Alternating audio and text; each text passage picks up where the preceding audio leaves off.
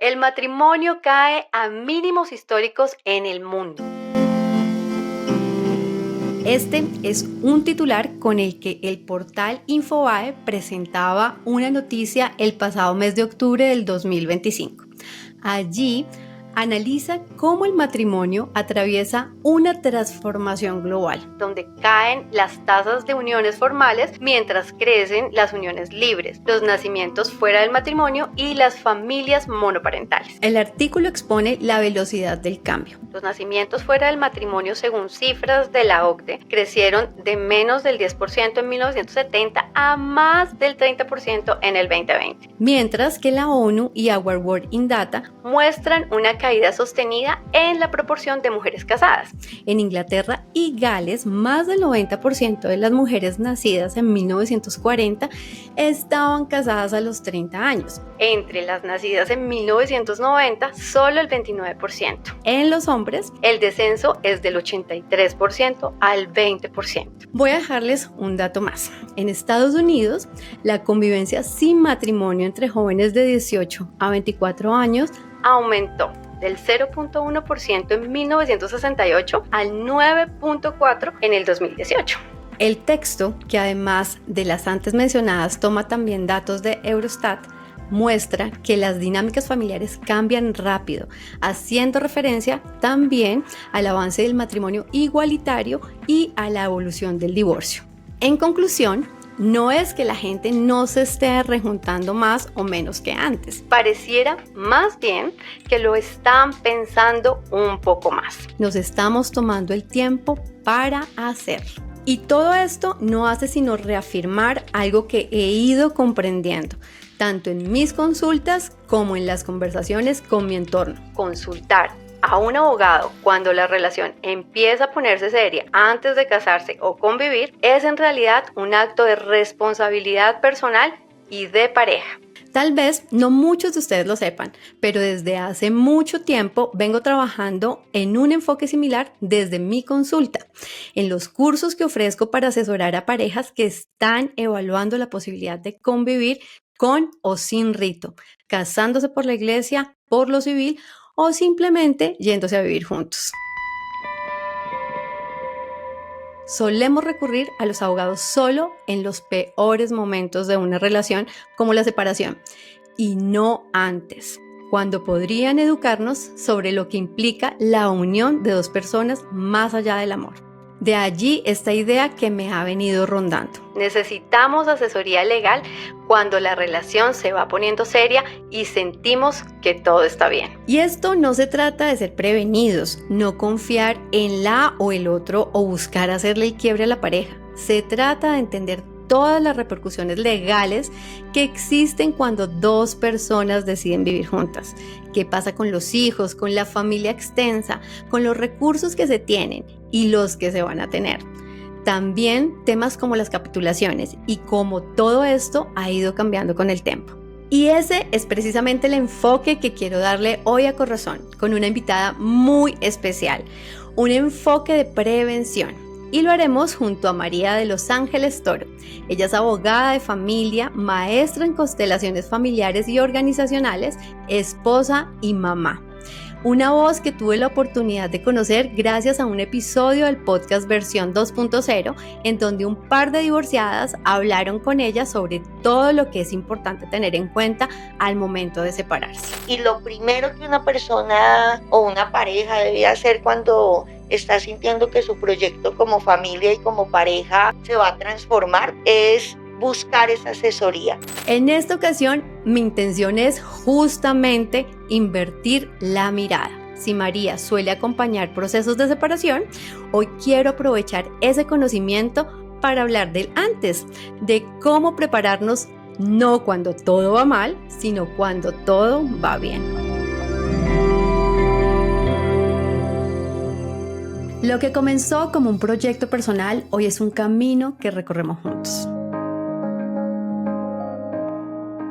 Gracias por estar aquí, por compartir tus experiencias y permitirme compartir las mías. Seguiremos encontrando en la psicología una guía para vivir y sentirnos mejor.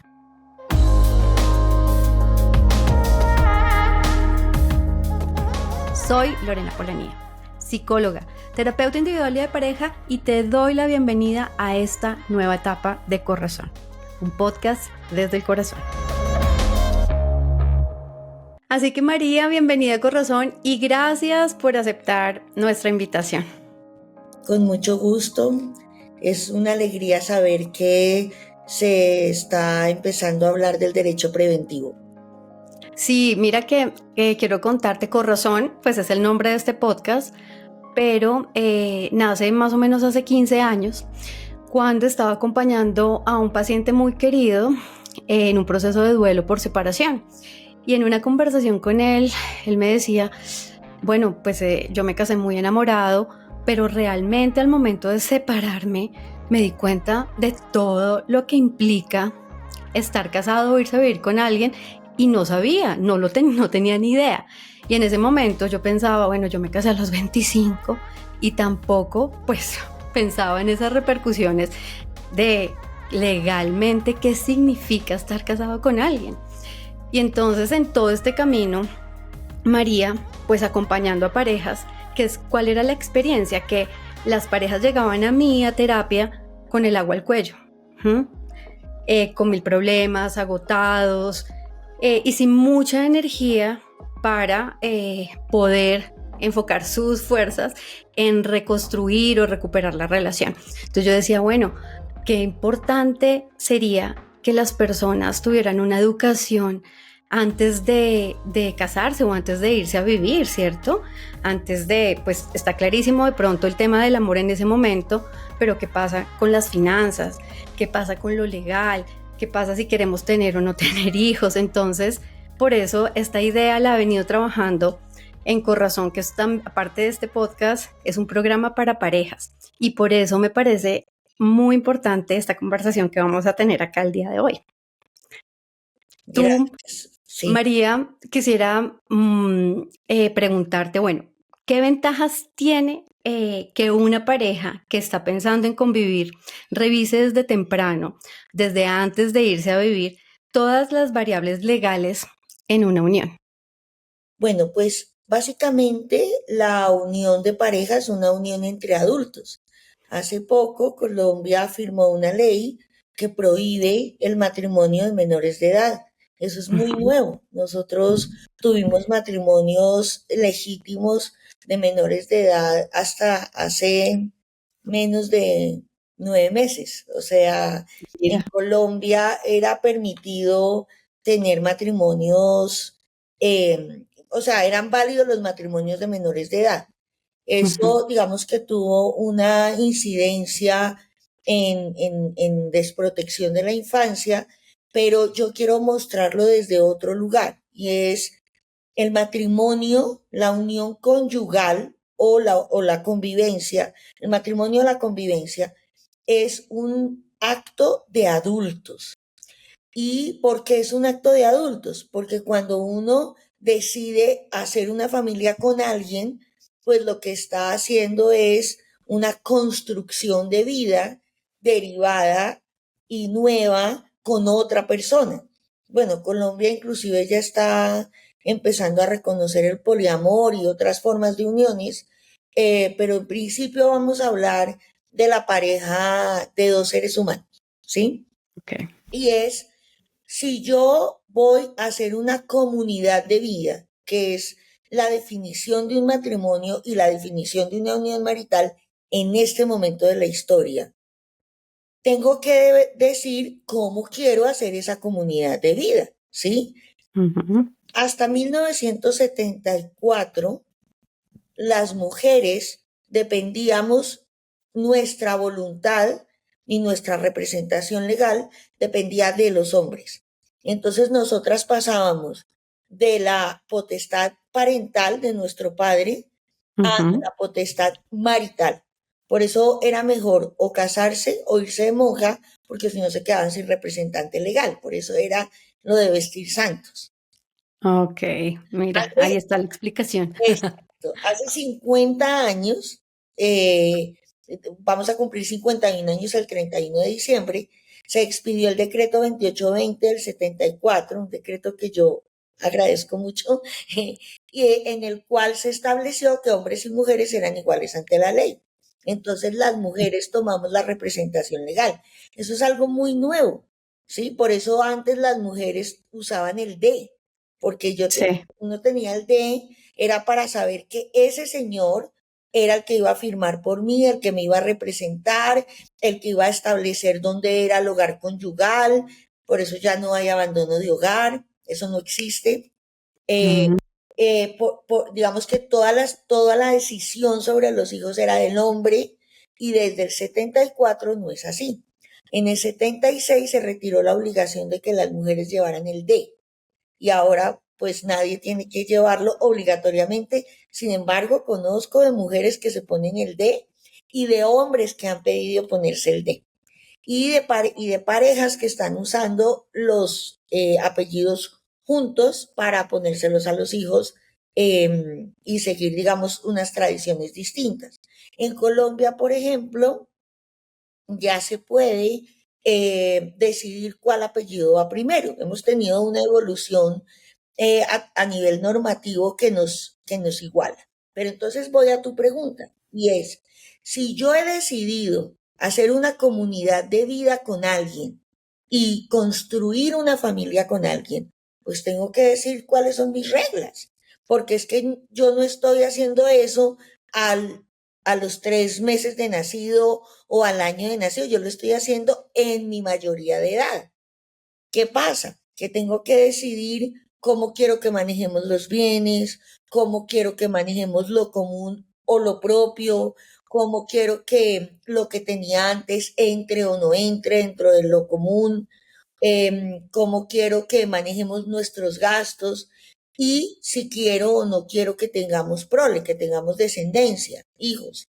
Y si, por ejemplo, tengo hijos de otro matrimonio, pues también cómo vamos a manejar, porque hay unos efectos patrimoniales de esa unión que van a afectar a esos hijos, que nos van a afectar a nosotros como pareja, y pues qué bien que podamos revisarlo. Yo siempre he dicho, una pareja que no pueda hablar de plata, mejor que no se case. Sí, fíjate que el tema financiero es uno de los factores que influye en las separaciones.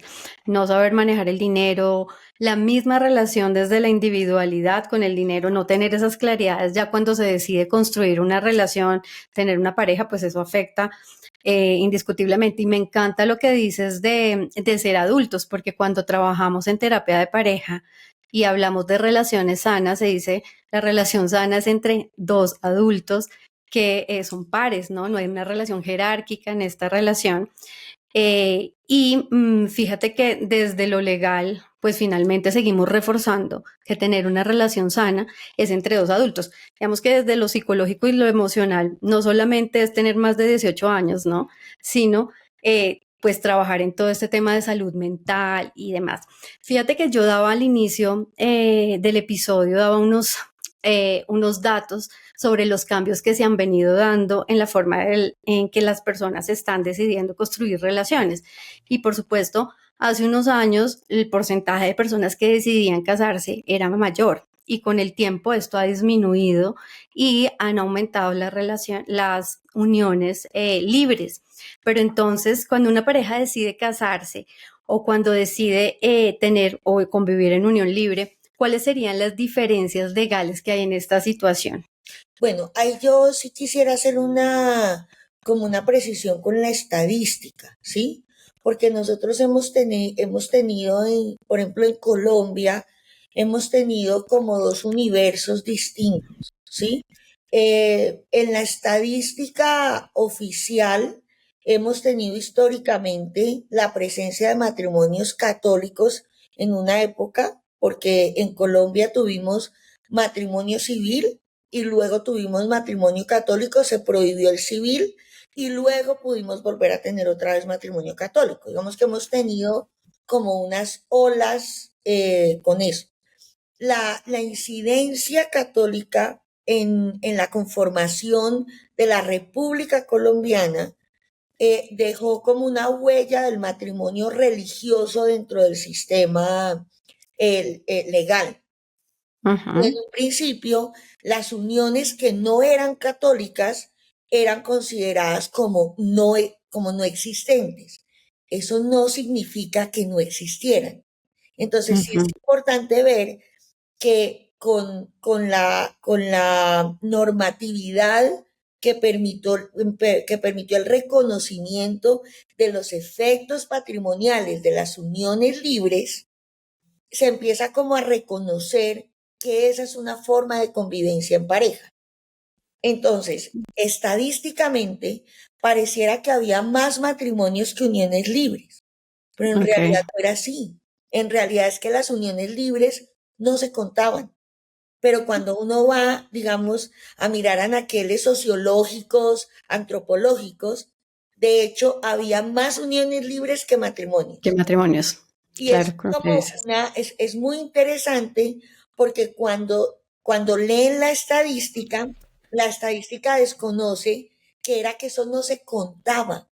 Entonces, lo digo, digamos, desde la mirada sistémica, hoy incluimos esa existencia y la miramos. Yo creo que demasiado ya, porque ya la unión marital, de hecho, que es como se llama la unión libre en Colombia legalmente, dejó de ser casi que libre, porque tiene tanta regulación, tiene tanta invasión que Que de pues libre ya no que tiene ya, nada. digamos, no quedó.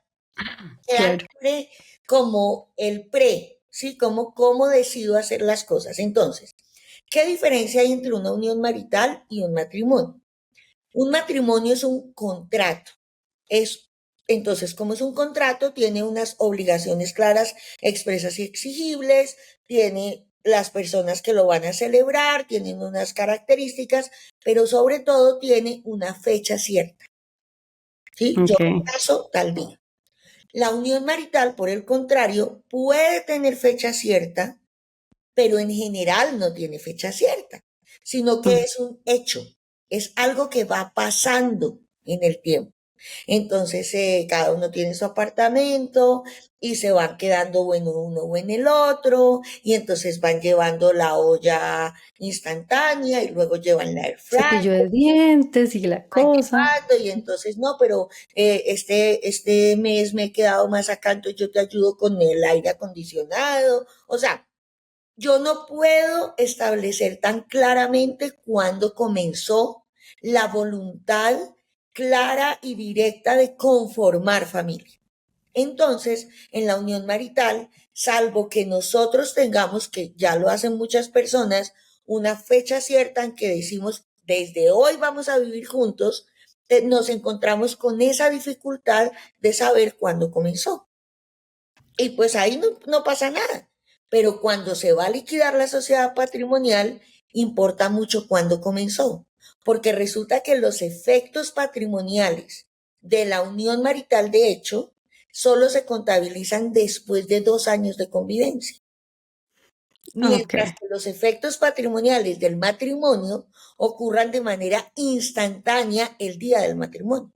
Entonces yo digo, sí, acepto casarme contigo y ahí estoy diciendo, sí, acepto que nazca la sociedad conyugal. Salvo Ujú. que previo al matrimonio haya firmado un documento que es por escritura pública y tiene que ser por escritura pública y tiene que tener una serie de elementos para que sea lo que tiene que ser. No es cualquier escritura por ahí que yo me invento que digo, no, eso tiene unas solemnidades, decimos en derecho, y tiene que haberse firmado por ambos cónyuges antes de la celebración del matrimonio. Pero yo tengo una fecha cierta para decirlo. Ya entro como que es ese contenido, pero es así. En la unión marital, de hecho, yo tengo hasta que se cumplan 2 años para firmar esas capitulaciones. ¿Qué pasa? Ok. Que históricamente nosotros, aunque hemos desmontado la desigualdad de hombres y mujeres, históricamente y culturalmente, en Latinoamérica hablar de dinero es como grosero. Entonces, si yo le digo a mi pareja, oye, mira, como que se nos está alargando esta relación, creo que esto está cogiendo vuelo, capitulemos, pues ahí las cosas ya pueden no ser tan fáciles. Entonces, muchas personas están en esa situación en que están conviviendo, ya se va acercando los 2 años de convivencia y se genera una pelea, algo pasa. ¿Por qué? Porque no se pudieron firmar las capitulaciones, porque de eso no se puede hablar, ¿sí? Claro. Mientras que con el matrimonio, digamos que la fecha cierta sí hace que uno más rápidamente hable. Entonces, patrimonialmente es un tema de tiempo y de figura de institución jurídica, ¿sí? Y también hay un efecto distinto y es que la forma como se liquida la sociedad conyugal es distinta a cómo se liquida la sociedad patrimonial. ¿Sí? La sociedad patrimonial es la que surge por 2 años de convivencia y esa tiene que declararse. Si no se declara y pasa un año de la separación física de la pareja, ya no hay nada que hacer. En cambio, en la sociedad conyugal tenemos una configuración derivada del contrato del matrimonio. Tengo que decir que en este momento en la Corte Suprema hay 3 opiniones diversas sobre qué pasa cuando hay simultaneidad entre sociedad conyugal y unión marital. Eso digamos que ya es más elevado, pero lo que sí les digo es, hay que resolver la situación. ¿Sí? Si yo ya no vivo con alguien, si yo ya no comparto con alguien y estaba casado, pues lo mejor es liquidar y resolver para poder aclarar las condiciones de la siguiente pareja. ¿Sí? Pero Claro. en Colombia uno puede tener simultáneamente un matrimonio vigente y una unión marital vigente. O sea, estamos en una situación de mucha apertura, diría yo. Claro, claro, y eso abre, pues, por supuesto, y yo creo que llegan a ese punto con un desconocimiento inmenso, Sí, ¿sí? Entonces, por supuesto, esto trae muchas consecuencias a nivel, pues, de todos estos arreglos y a nivel legal. Bueno, pero a ti, María, en este momento te llegan parejas que estén empezando una unión, ya sea que decidan casarse. muchas. ¿Esto ha venido aumentando? Sí, muchas. Tengo que decir que después del 2020, las personas quieren casarse más que unirse en unión marital. Vamos que Ujú. la claridad del contrato matrimonial en este momento creo que está dejando mucha más tranquilidad. Y creo que eso tiene que ver con que ya no tiene un contexto religioso, que fue a lo que la gente empezó como a rechazar, ¿sí? Como eh, antes, antes de 1991, Colombia era un país religioso, ¿sí? Ujú. Desde lo político. La Constitución del 91 nos reconoce como un país laico que reconoce Laico. todas las religiones. Digamos que ahí entramos como a un espacio mucho más jurídico, contractual, democrático, y la religión es un derecho muy respetado, pero que no entra a arreglar la vida social y política. Sí, es más un tema espiritual. Claro. Entonces eso hizo que el contrato matrimonial, que es el contrato del matrimonio civil, tomara como una fuerza social muy grande. Antes, si un católico se casaba por lo civil, le aplicaban la apostasía, entonces no podía volver a comulgar, lo sacaban de la iglesia católica, era como una sanción muy grande porque tú te tenías que casar. Yo me acuerdo, mi abuelita decía que el que se casaba por lo civil era un matrimonio de mentiras. Y yo Mm. tratándole de explicar, no, ese es el que vale. O sea, Pero fíjate que cuando yo estaba en el colegio, yo estoy en un colegio de monjas y en el momento del ingreso le pidieron a mis papás el acta de matrimonio, pues, religioso, sí, católico. Ujú. la partida de matrimonio católico. Testimonio. Claro, y lo que pasa es que, por ejemplo, en la Constitución del 91 hubo toda una discusión de qué iba a pasar con los efectos civiles del matrimonio católico, porque nosotros podíamos casarnos por lo católico y eso tenía efectos civiles, ¿sí? Se registra ahí. Bueno, y tocó hacer todo un acuerdo ahí casi que internacional entre el Vaticano y Colombia para poder decir que tenemos el matrimonio civil y tenemos el matrimonio católico o religioso de cualquier religión, y ese matrimonio lo registramos en una notaría y tiene efectos civiles. Entonces, por ejemplo, yo me casé por la iglesia católica y registré mi matrimonio. Entonces, si yo me fuera a divorciar, yo no me divorcio porque yo no estoy casada por lo civil. Yo tengo efectos civiles de mi matrimonio católico. Entonces, lo que yo haría es una cesación de efectos civiles de matrimonio católico. Y mi estado Mm, civil sería soltera. En Colombia no existe el estado civil divorciada ni viuda. Uno es o casado o soltero. Hay unos autos de la Corte Suprema que dicen que hay un estado civil de compañero permanente, pero bueno, digamos que ahí, digamos que es un estado civil, pero no está tan pacífica todavía la doctrina. Yo creo que la jurisprudencia pues sí dice estado civil, pero en doctrina todavía hay resistencia, porque entonces ¿dónde queda la libertad? ¿Sí? claro. Entonces el punto es poder pasar a una constitución que ya, digamos que ya pasó 4 décadas, ¿no? Ya tiene una Mm, fuerza real en la sociedad, ya la consideramos histórica, ¿no?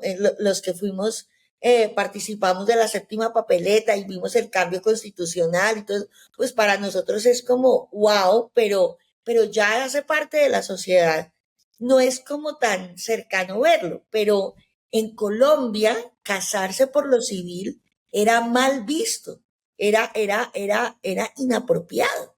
Hoy ujú. día, casarse por lo civil es absolutamente respetado.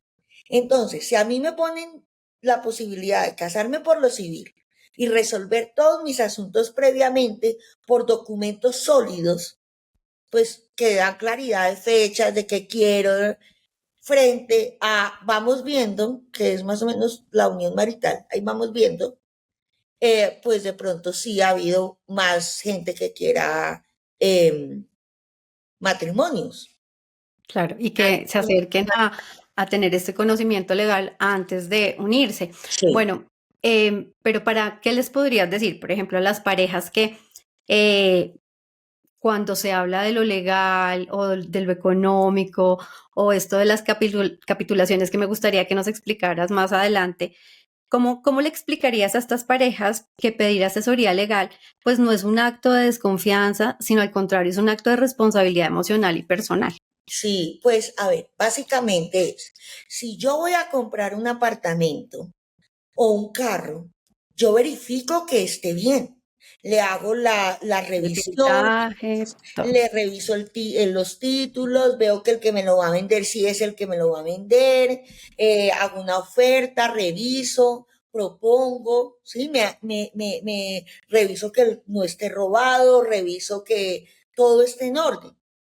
Si Ujú. voy a decidir hacer mi vida con alguien, ¿cómo no voy a revisar? ¿Sí?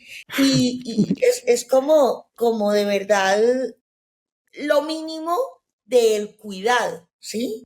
Ujú. Y el punto es, si yo puedo sentarme a proyectar y a entender qué significa construir esa familia, probablemente voy a generar un constructo de comunicación en esa familia mucho más asertivo, tranquilo, sólido, hacia adelante. ¿Sí? Es como hablar de cómo me imagino yo construir mi familia me puede evitar un mal divorcio, por ejemplo. Me puede evitar un divorcio. Si yo hago eso que tú haces desde lo jurídico y sistémico, que es acompañar a las personas a ver si deberían o no casarse, ¿sí? Si deberían o no seguir conviviendo.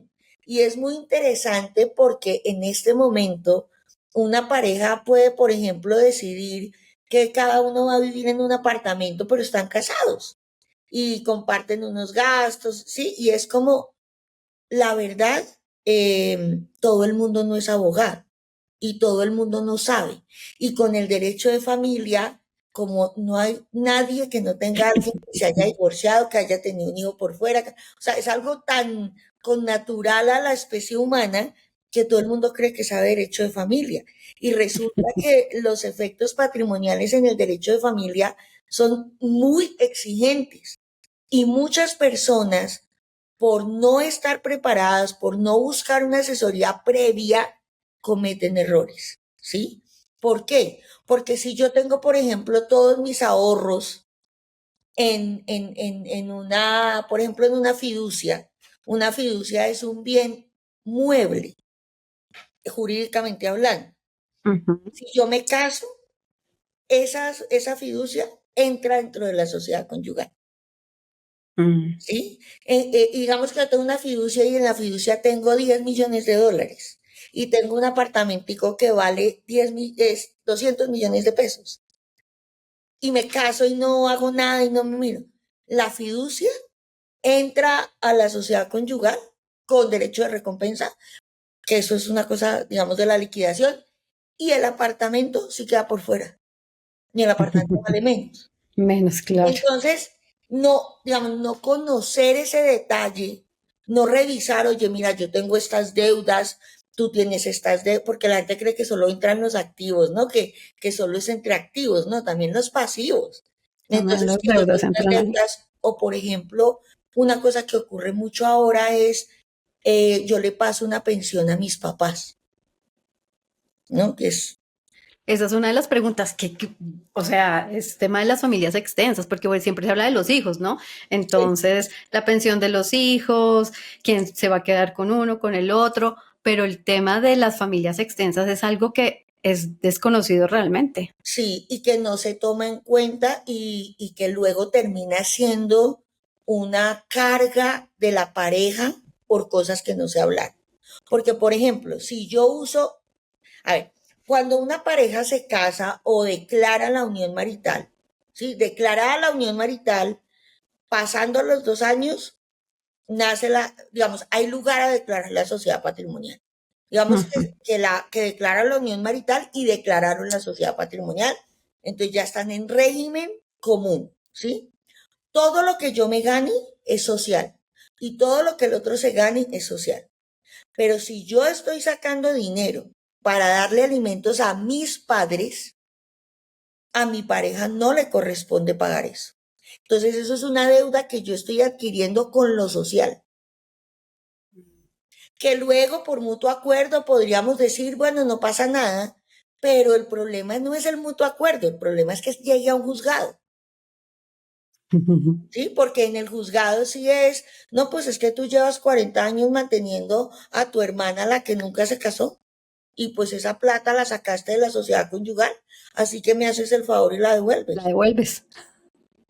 ¿sí? Y entonces Sí. sumo resto, y tú pues, entonces, claro, pero es muy distinto si una pareja se casa y decide, por ejemplo, no tener hijos y decide que hay un rubro para sus padres.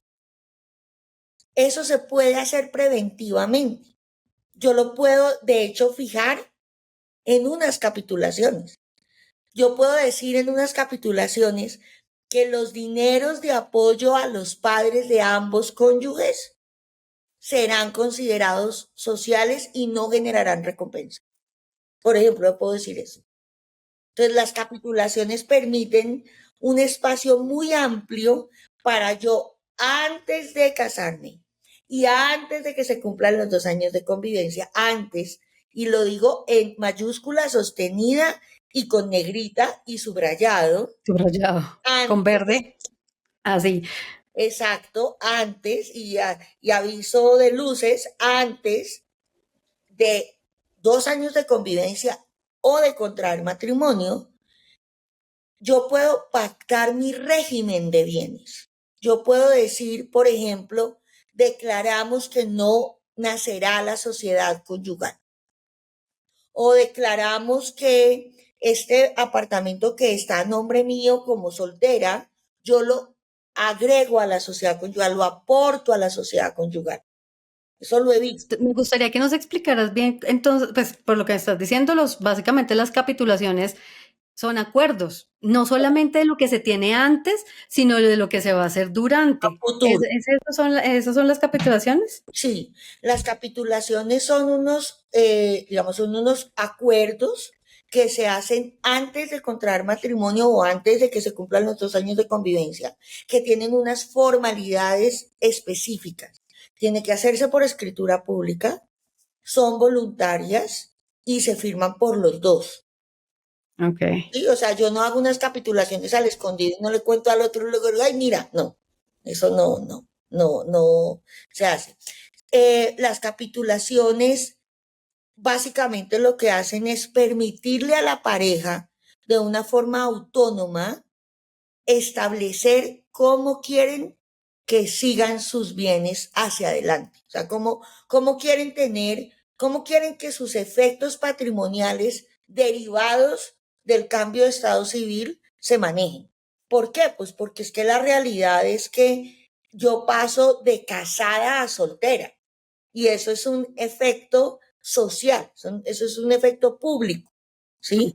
Y pasar de estar en unión marital de hecho sin sociedad patrimonial a estar en en unión marital de hecho con sociedad patrimonial cambia también las condiciones. claro, ok. Hay una cosa que sí es importante que no quiero que se me olvide, que es desde la ley 28 del 32, desde 1932, o sea, antes del 74, Sí, ambos cónyuges tenían la libre administración de sus bienes, no de su persona, de sus bienes. Entonces, las mujeres podíamos recibir el sueldo, administrar nuestro sueldo mientras no se liquidaba la sociedad conyugal, pero no podíamos fijar nuestra residencia conyugal. Eso es lo que pasa en el 74. Es muy impresionante porque las mujeres primero tuvimos libre administración de bienes y luego tuvimos libre administración de la persona. ¿No? Es como raro, ¿no? como Pues interesante el sí, cambio, sí. Y pues en claro. este momento realmente nosotros estamos como comprendiendo ese cambio. A mí me parece muy importante como todo el trabajo de la teoría feminista, no del feminismo en general, digamos, sino de la teoría, que es como todo este constructo de cómo vamos hombres y mujeres en este concepto de somos iguales siendo diferentes, ¿no? Como tenemos tratamientos iguales, tenemos espacios iguales, pero pues somos distintos, ¿no? Que es como todo este movimiento que todavía nos obliga a pensar y a repensar, ¿no? Estamos en el camino, lo que Se siento. está, sí, yo creo que todo se está construyendo y bueno, finalmente estamos siendo más conscientes o pues esa es la idea, ¿no? Ser desde las uniones y las relaciones pues que sean sanas y que también la individualidad eh, pues no se pierda en esa unión, ¿no? Eso es fundamental. Bueno, María, y entonces, desde tu experiencia, ¿cuáles son los aspectos legales fundamentales que una pareja debería conocer antes de tomar la decisión de convivir o de casarse? Bueno, yo creo que lo primero es que cada uno tiene que sentirse libre de contarle al otro su situación financiera. O sea, es importante que una pareja sepa qué deudas tiene el otro, qué inversiones tiene el otro, pero sobre todo que es la pregunta que más hago es cómo quieren proyectarse económicamente. ¿Sí? Es, es muy importante poderse hacer esa pregunta y yo soy súper defensora del noviazgo en ese sentido, ¿sí? No, el noviazgo es bien importante para poder ver, para poder Ujú, saber, ¿sí? Si yo no tengo un espacio libre en el que le puedo decir a esta persona que me interesa, cómo me interesa, pues es muy complicado, ¿sí? Es como saber qué activos y qué pasivos tengo y sobre todo que es donde creo que, digamos, se da el quiebre es sentirme en la libertad de contarle al otro de eso. Sentirme en la libertad de decir qué quiero que entre y qué no quiero que entre.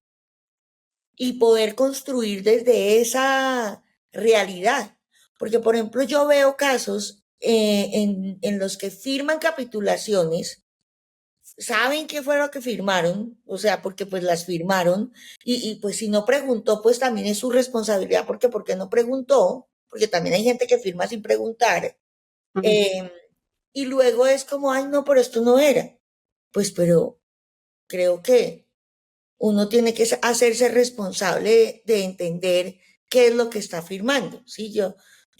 Yo le digo a la gente, mire, si a usted su novio o su novia le mandó una minuta de capitulaciones, hágala revisar por otro abogado. Pregunte si tiene dudas. Manifieste qué es lo que pasa. Pero pues si no hacen eso, luego no pueden ir a llorar porque no les pareció. Claro, Entonces, y si es como de que común acuerdo en el tiempo, las capitulaciones se pueden cambiar. no. O Antes de sea, que lo que se firmó antes, así se queda. O sea, si yo las firmo, por ejemplo, me voy a casar en septiembre, es cuando casi todo el mundo se casa. Me voy a casar en Amor, septiembre. Ese es un amor y mes amistad. muy de matrimonio, sí. Pero Sí. entonces me voy a casar en septiembre y firmo las capitulaciones en marzo. Yo las puedo modificar en junio, pero yo no las puedo modificar en diciembre si ya me casé. O sea, si llevan 20 años y deciden por alguna razón y mutuo acuerdo cambiar, eso ya quedó así máximamente firmado en piedra. Exacto, pero por ejemplo, yo he tenido casos en los que no firmaron capitulaciones. Y por ejemplo, esto es un caso, digamos, de la vida real. El hombre recibió una finca de sus papás, realmente se la vendieron o sea, fue como, él ayudó a sus papás a salir de una deuda, pero era como la herencia y fue como por el precio más económico, la compró, o sea, esa finca se volvió de la sociedad conyugal, que era comprada, y la esposa dijo, eso no me pertenece en la liquidación. Sí, o sea, como muy seriamente reconoció, eso es de tu familia, eso no es mío. Mío. Sí, que ahí también hay digamos que en eso, en las liquidaciones uno también ve personas muy decentes, como muy respetuosas de lo que no es de lo que no es en conjunto, ¿sí? Y también personas que dicen, no, pero tú has estado conmigo todo el tiempo, siempre has sido leal, hemos hecho juntos, hemos construido juntos, pues esto puede ser social. Sí, es como, yo creo que eso tiene mucho que ver con la comunicación de la pareja, con el respeto por el otro y con casarse para conformar una vida juntos, no por negocio, por ejemplo. Así Ok. que, pues en la antigua Roma era por negocio, pero hoy día, después de los 1700 y 1800, en que el amor conquistó el matrimonio, que no sé a veces si es bueno o malo, pero el amor romántico entró al matrimonio, pues la gente se casa es por amor. Yo diría que ahora se construye sí el amor, pero también esa voluntad conjunta de construir familia. Claro, fíjate, por eso es que para mí el nombre de corazón es como, claro, una relación igual donde no está eso mínimo del amor, pues es difícil igual meterle la energía que hay que invertirle a una relación de pareja, porque estar en pareja, pues no es fácil y el amor no basta y ahí es donde es importante todos estos temas, aterrizarlos para poder construir una relación sana. Y hay una frase que dice mucho y es que las parejas se conocen es cuando se separan. ¿Tú qué piensas de eso y tu Yo he, experiencia? yo he oído mucho ese dicho, pero yo sí creo que la gente sabe con quién se casa. Mejor Ujú. dicho, eh, yo tuve hace muchos años un caso de una persona que atendí, digamos, la atendí para un tema y luego me dijo que se iba a casar y no veía a esa persona tan convencida. Y cuando iba a casarse, me llamó y me dijo que se necesita para divorciarse. Y yo le dije, estar casado, no te cases. Y me dijo, no soy capaz. Y en 6 meses estaba divorciando a esa persona. Y lo que pasa es que la ilusión de construir un nosotros es muy grande en el ser humano. Y muchas veces somos ciegos a lo que vemos. pero difícilmente uno puede de verdad decir no vi. O sea, yo sí creo que lo que pasa es que lo disfrazamos, ay, no, es que él es súper lindo, siempre me recoge. Y luego, Dios mío, era un celoso empedernido. Pero no, o sea, eso, no sé, no, como que lo he relativizado con el tiempo. Quería decir, era una frase, y es de la mano de lo que decías. Desde la mirada sistémica decimos, el amor no es suficiente, necesitamos del orden, ¿sí? Ujú. Yo creo que darse la oportunidad, una pareja, de sentarse a mirar cómo quieren, creo que es un regalo a esa unión y además una potencia enorme a su prosperidad y a su abundancia. Entonces, Me creo que encanta. Yo creo que los acuerdos no matan el amor, sino que lo ordenan. ¿Mm? total. Entonces eso es maravilloso. María, no sé si dentro de ese listado nos falte algo. Tú decías que sentirse libres de hablar justamente también de cómo se proyectan.